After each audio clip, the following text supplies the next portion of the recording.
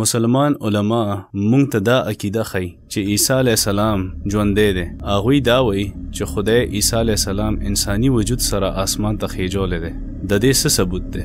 هغوی وایي چې سوره المائده کې خدای مونږ ته ویلی دی چې عیسی علیه السلام به د حساب کتاب د قیامت په ورځ وایي چې یا الله كنت عليهم شهيدا ما دمت فيهم فلما توفيتني كنت أنت الرقيب عليهم.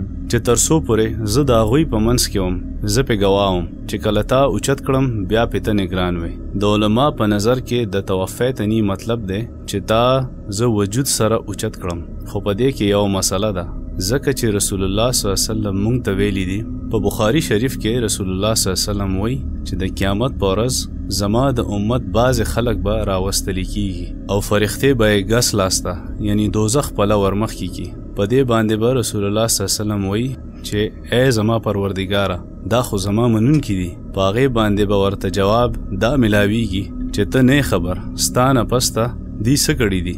رسول الله صلی الله علیه وسلم وایي چې د دې په جواب کې به زه د پاکباز غلام یعنی عیسی علیه السلام په شان وایم چې تر څو پورې زه د هغوی په منځ کې وم زه پې ګواه وم چې کله تا اوچت کړم بیا پې ته نګران وې. ګرانو کتونکو تاسو ما ته دا ووایئ چې خدای رسول الله صلی الله علیه وسلم څنګه اوچت کړی و. هغوی له مرګ ورکو او د هغوی روح یې اوچت کو. مونږ له پکار دی چې د انصاف نه کار واخلو او د عیسی علیه السلام دپاره هم توفیتني هغه مطلب اخلو چې کوم مونږ رسول الله صلی الله علیه وسلم دپاره کوو.